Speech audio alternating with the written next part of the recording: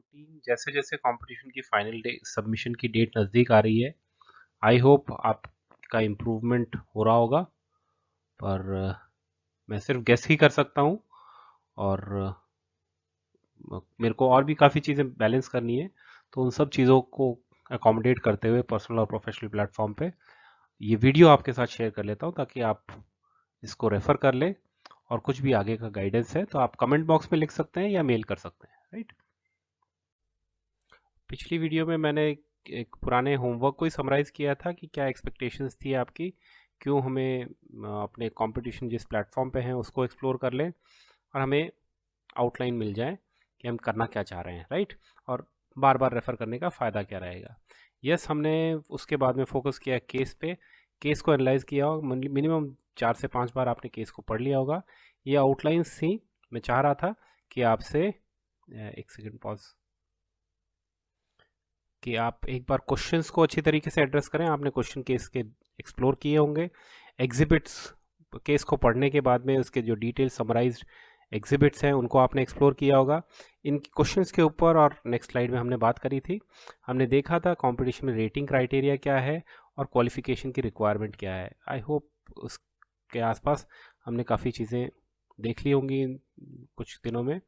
Outlines में हमें PPT बनानी है, पीडीएफ सपोर्टिंग डॉक्यूमेंट, और ये इन सारी चीज़ों के ऊपर आपको काफ़ी इनपुट एक्सप्लोर किए हैं। पर मेरा एंटिसिपेशन यही है कि आप प्रेशर में या कंफ्यूजन की जोन में नहीं जाएं। प्रेशर तो डेफिनेटली आएगा, आपको एक्स्ट्रा चीज़ें देखनी, एक्सप्लोर करनी है, क्योंकि ये डायरेक्ट क्वेश्चन वाला तो पार्ट है नहीं कि इसमें यहाँ पे कुछ की चीज़ों पे, कुछ की इनपुट्स पे मैं वापस से री एम्फेसाइज करूँगा, ताकि उसी के अंदर हम नेक्स्ट सब्सिक्वेंट डिस्कशन में जूम इन कर पाए। क्वेश्चंस में एक तो पार्ट रिटेल सेगमेंट्स के ऊपर फोकस किया था, यहाँ पे ये एक्सपेंशन के ऊपर बात कर रहे हैं। अगेन एक्सपेंशन और एक्सपेंशन स्ट्रैटेजी, और यहाँ पे जो एक्सपेंशन स्ट्रैटेजी की इनपुट्स दिए हुए हैं, केस, ये केस स्टडी सीधी सीधी स्ट्रैटेजी से रिलेटेड है। ध्यान दीजिए, ये टाटा स्टील्स की हो, जिंदल स्टील्स की हो, steel authority of India limited की हो, या नेक्स्ट स्टेज में फार्मास्यूटिकल की केस स्टडी आए, या बायोकेमिकल्स की कोई केस स्टडी आए, बात मुझे इन केसेस के अंदर से वैल्यूबल इनपुट्स निकाल के आपको हिंट देने का पर्पस नहीं है इन वीडियोस का, डिस्कशन का, कि मैं आपको, जैसे छोटे बच्चे को आप ट्यूशन पढ़ाएंगे, 7th 8th के बच्चे को, उसको प्लस माइनस अलजेब्रा करवा रहे हैं, तो आप उसको x + y की वैल्यू 2 + 3 करके सिखा सकते हैं। पर नेक्स्ट क्वेश्चन में सपोज 5 + 7 आया, हमारा एज टीचर हमारा लॉजिक ये रहता है कि हम उसे एडिशन समझाएं, आंसर नहीं दें। तो सेम लॉजिक हमें यहाँ पे लगाना है कि हम जो भी केस या जो भी सिचुएशन जीवन में कभी भी आए, उसकी हम बिल्कुल कहते हैं ना कि उसकी की पॉइंट्स को हम फोकस करना सीख लें, तो हमारी एबिलिटी बढ़ेगी। और यही रोल मैं इस केस में रखना चाह रहा हूँ। तो पहला प्राइमा फेसी एक्सपेंशन से हमें, इस प्राइमा फेसी एक्सप्लोरेशन से हमें एक चीज़ पता चल गई कि ये एक्सपेंशन स्ट्रैटेजी के आसपास का रियल केस स्टडी है। हो सकता है इसके पीछे के लॉजिक्स क्या हैं, प्राइज़ मनी जो ₹1,00,000 50,000 या जो भी चीज़ें हैं, उन सब चीज़ों से और ज़्यादा बड़ी भी सीरियस इनपुट्स रिलेटेड एक्सपेक्टेशन की जा सकती है इसमें, कि ये सीरियस चैलेंज को सॉल्व करने का, सीरियस सिनेरियो में सीरियस चैलेंज को सॉल्व करने की हमें अपॉर्चुनिटी मिल रही है इस केस के कंपटीशन में पार्टिसिपेट करने से, राइट। चलिए, और इनपुट क्या आया, यस, रिटेल चैनल से रिलेटेड एक बात कही थी इन्होंने, और logistic challenges and operational efficiency के ऊपर भी बात की हुई है, और ऑनलाइन चैनल्स के ऊपर बात करी है। ये सारे क्वेश्चंस के अंदर की पॉइंट्स है जिनके अंदर हमें जूम इन करना है। रेटिंग क्राइटेरिया, आपका एनालिसिस की क्वालिटी, अब आप कितना ऑब्जर्व करते हो, कितना सेंसिटिव हो, क्या चीज़ें हैं, ये दैट इज़ अगेन सब्जेक्टिव। तो आप शार्प कर लीजिए अपने ब्रेन को। और ये सारा ओवरव्यू था। मैं आगे वीडियो में आगे बात करने से पहले मैं चाहता हूँ आप वीडियो को एक बार पॉज करें और कुछ देर सोचें। स्टूडेंट्स, क्योंकि ये केस के अंदर जो क्वेश्चंस हैं, पूरा थीम उसकी स्ट्रैटेजी के आसपास है और एक्सपेंशन स्ट्रैटेजी के आसपास है, तो आगे बात करने से पहले स्ट्रैटेजी, एक स्ट्रैटेजिक डिसीजन का की एलिमेंट होता है, कुछ 3 इंपॉर्टेंट की एलिमेंट्स होते हैं जिसमें रेयर, कंसीक्वेंशियल एंड डायरेक्टिव होता है। एक स्ट्रेटेजिक डिसीजन पुराने पहले जिन्होंने लिया हुआ है वो का वो रिपीटेड करें तो वो स्ट्रेटेजिक डिसीजन नहीं है, राइट? पहले जिसने नहीं किया हुआ है, कुछ चीज यूनिक है, कुछ नए प्लेटफॉर्म में लेके आ रहे हैं, तब वो स्ट्रेटेजिक एस्पेक्ट इंपॉर्टेंट इंग्रेडिएंट रहता है स्ट्रेटेजिक डिसीजन का। मैं ज्यादा थियरी में नहीं जाऊंगा, पर यहाँ मैं आपको वीडियो पॉज करके ये सोचने के लिए एक रिक्वेस्ट करूंगा कि एक बार आप याद करें कि हमने क्लास में जो मसल बिल्डिंग की, ब्रेन मसल बिल्डिंग की एक्सरसाइजेस करी थी, उनके पीछे क्या लॉजिक था कि अपन थोड़ा थॉट के साथ साथ जो जो एलिमेंट सामने दिख रहे हैं उनका इंटरप्रिटेशन हम नए रूप में करें, राइट? ये एक्टिविटी करने का, और वही चीज हमें आज इस केस में लगानी है। और डेफिनेटली हमें पूरी अच्छी अपॉर्चुनिटी मिली है। इट्स नॉट जस्ट वो 1 लाख रुपीज के प्राइस वाली बात नहीं, उससे भी ज्यादा बड़ी अपॉर्चुनिटी मिली है।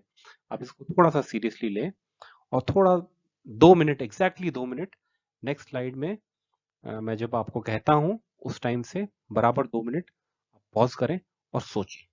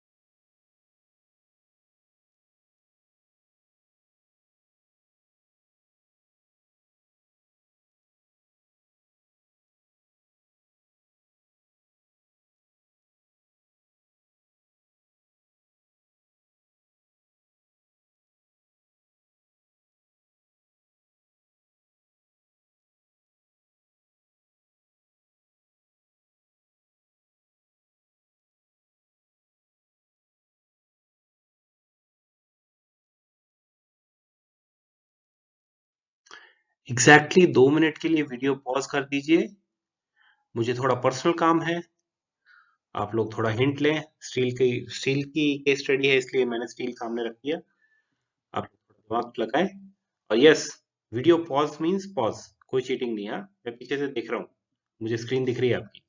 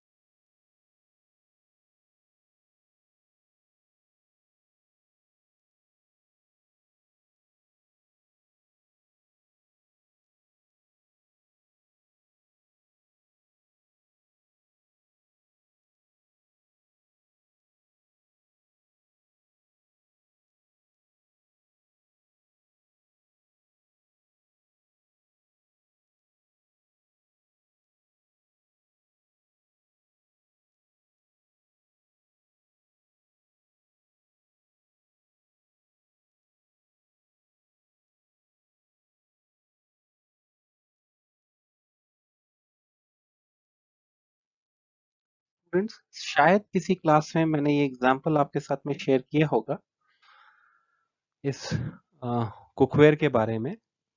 इस कुकवेयर के बारे में और बेयर फुट वाला, शूज वाला, और कुछ यूनिक एग्जांपल्स मैं शेयर करता था। ये जूसर से रिलेटेड एक एग्जांपल कि कई बार कस्टमर यूनिक स्टील के बर्तन कितने रुपए तक बेचे जा सकते हैं, जस्ट लेट्स, आपको अगर याद नहीं है वो एग्जांपल, तो just give me a guess कि स्टील के बर्तन कितने रुपए तक बेचे जा सकते हैं। राइट, अब केस स्टडी स्टील की है, तो अब यहाँ से हम लॉजिक स्टार्ट करते हैं। और जब मैं ये लॉजिक की बात कर रहा हूँ, तो मैं ये नहीं कह रहा हूँ कि यही एग्जांपल आप चिपकाएं, नॉर्मली क्लास में नहीं होता, ये वो बात नहीं है। यही एग्जांपल आप अपने थियोरेटिकल, अपने लाइन ऑफ आर्ग्यूमेंट को स्ट्रॉन्ग करने के लिए डालें। अपने एग्जांपल सोचें। मैं अपने पुराने रिपीटेड एग्जांपल को जो क्लास में दिया होगा आपको, उसी पे मैं थियरी बिल्ड करना चाह रहा हूँ।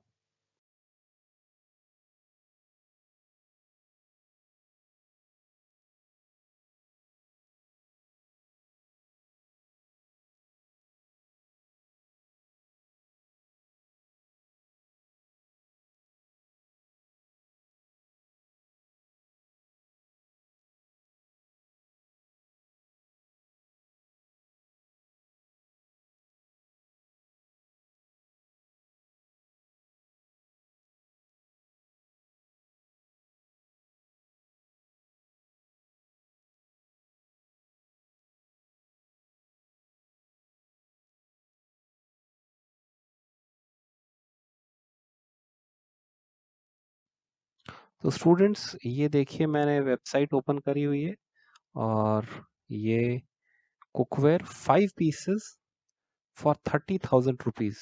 इंडियन मार्केट में ये सामान 30,000 रुपए में बेच रहा है। मैं इसका एडवर्टीजमेंट नहीं कर रहा हूँ, मैंने ये एग्जाम्पल क्लास में लिया होगा। इससे अलावा भी और भी कई एग्जाम्पल्स लिए हैं मैंने बेयर फुट शूज वाले की। जस्ट मिनट होल्ड करते हैं, मैं बताता हूँ आपको। यस, शायद ये एग्जाम्पल भी क्लास में लिया होगा कभी, कि बेयरफुट शूज कॉस्टिंग राइट 11,000। हम जब इन एग्जांपल्स की बात कर रहे हैं, हम कहने की कोशिश ये कर रहे हैं कि नॉर्मल एनालॉजी में हम देखते हैं कि स्टील के बर्तन कितने रुपए तक बेचे जाते हैं, 100, 500, 1000, 2000, 3000। उससे ज्यादा स्टील नहीं, सोना चांदी थोड़ी है। बट देर एग्जिस्ट लोग मार्केट, इंडियन मार्केट में अमेरिकन कंपनी 30,000 में 5 पीस, ये देख लीजिए।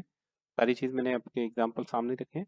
लाइकवाइज, हम अगर ये एक एनालॉजी कहें कि नंगे पांव चलने के लिए इंसान कितने रुपए के जूते खरीदेगा, नंगे पांव चलने का एक्सपीरियंस लेने के लिए। See, this is barefoot shoes, this is the barefoot shoes which is costing 10,000 rupees, 11 12,000 rupees. 12,000 रुपए दे के कोई नंगे पांव चलने का एक्सपीरियंस। अगेन, ये एग्जांपल्स मैं क्लास में भी कई बार लिए हूँ, और भी एक छोटा एग्जांपल बैंक है, वो आपके साथ शेयर किया होगा। पर बाद में हम यहाँ पे फोकस ये करने की कोशिश कर रहे हैं कि लॉजिकली स्पीकिंग, हम यहाँ पे वैल्यू वैल्यू की बात कर रहे हैं, वैल्यू प्रोपोजिशन और वो सारी चीजें हमने क्लास में डिस्कस करी थी। यहाँ पे मैं स्टील की इस स्ट्रैटेजी वाली केस के अंदर एक लॉजिक उभारने की कोशिश कर रहा हूँ। आपको आपका सोच विचार, वो स्ट्रैटेजी जो क्वेश्चन को एड्रेस कर रहे हैं, उसमें एक लॉजिक आइडेंटिफाई कीजिए कि यस, अगर हम हर जगह ऐप बनाने वाली बात, हम हर जगह वो वाली कि हम ये टेक्नोलॉजी ला लेंगे, हम ये टेक्नोलॉजी से ऐसे कर देंगे, और कितना भी बड़ा तूफानी कॉम्प्लेक्स प्रॉब्लम हो, उसमें हमें लग रहा है कि हम ऐप बना के वो सॉल्यूशन निकाल लेंगे, या हम टेक्नोलॉजी के थ्रू ही लगाएं। rather than going from that angle, let's focus from the value dimension। और जब वैल्यू डायमेंशन से हम देखते हैं, तो yes, there are people who are willing to pay the premium price और एडिशनल प्राइस। अब ये सेगमेंट अलग है और मास वाला सेगमेंट अलग है। हम केस को बार बार रिव्यू करते हैं, और हम स्ट्रैटेजी जब बनाएंगे, तब प्रीमियम से लेके छोटे मास वाले मार्केट से लेके सारी चीजों को हम एनालाइज करें, और उसके आसपास फिर हम उसके बाद में उन प्रॉब्लम्स के बेसिस पे, डेटा के बेसिस पे, फिर हम बात करें कि यस, यहाँ पे अब हम ऐप लगा के या ये टेक्नोलॉजिकल सॉल्यूशन डाल के इनके आसपास में हम अपना आंसर फॉर्मुलेट करें या अपनी अप्रोच फॉर्मुलेट करें, इस केस में या सब्सिक्वेंट केसेस में। और वहां के लिए मैं अब नेक्स्ट लेक्चर में वैल्यू के ऊपर फोकस करूंगा कि वैल्यू देखी कैसे, समझी कैसे जाती है। और सेकंड मेरा डिस्कशन रहेगा एक्सपेंशन स्ट्रेटेजी पे, इसके ऊपर कि ये केस है। आई होप मीनवाइल साथ के साथ आप लोग केस को अच्छी तरीके से एक्सप्लोर कर रहे हैं, और कोई डाउट है आप मुझसे पूछ सकते हैं। एंड वन इम्पॉर्टेंट डिस्क्लेमर कि मैं कहीं भी इन चीज़ों का एडवर्टीजमेंट नहीं कर रहा हूँ। जो चीज़ मैंने देखी, समझी या एक्सपीरियंस करी है, उससे रिलेटेड आपको एग्जाम्पल के थ्रू समझाने की कोशिश है। स्टूडेंट्स, वैसे तो सिलेबस में पूरा पहले 1-2 सेमेस्टर पहले जब भी मैंने आपको पढ़ाया होगा, तो वैल्यू प्रोपोजिशन सिलेबस का पार्ट था। और याद है नहीं याद है उस चीज़ पे बात में मैं फोकस नहीं करूँगा।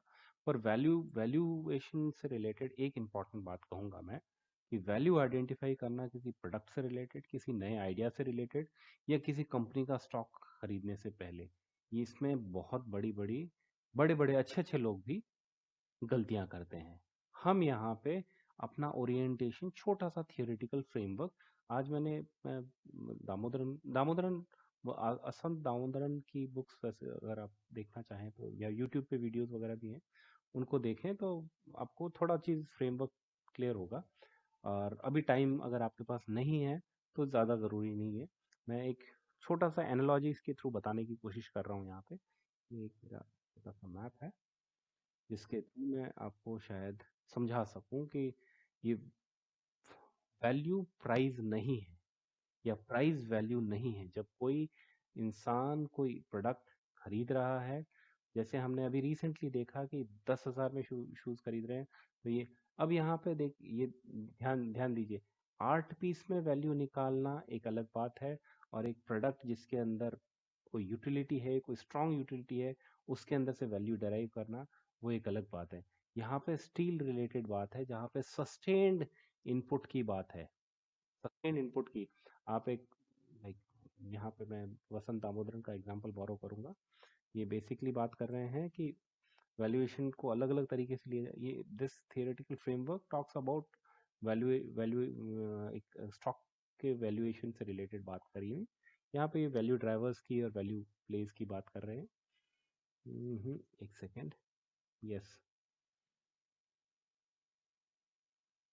हाँ, यहाँ पे ये कहना चाह रहा हूँ कि हाई प्राइस दे के प्रोडक्ट को बेचना, या हाई प्राइस रिलेटेड आइडेंटिफिकेशन करना, या किसी को प्रीमियम लेवल पे ले जाना, ये वाली बात नहीं कर रहे हैं हम ये कह रहे हैं कि अगर वैल्यू आइडेंटिफाई करी जाए और वैल्यू पॉकेट्स आइडेंटिफाई किए जाए, तो उसके आसपास कस्टमाइज्ड मार्केट सेगमेंट्स आइडेंटिफाई किए जा सकते हैं। और वही मुझे लगता है इस केस के अंदर सबसे सेंसिटिव पार्ट है, जिसके लिए ये डायरेक्ट इनडायरेक्ट कंसल्टेशन का, क्राउड सोर्सिंग का एक अच्छा प्लेटफॉर्म बनाया है। They are like, industries are seriously facing serious challenges, उसके आसपास ये केस स्टडी बनी है।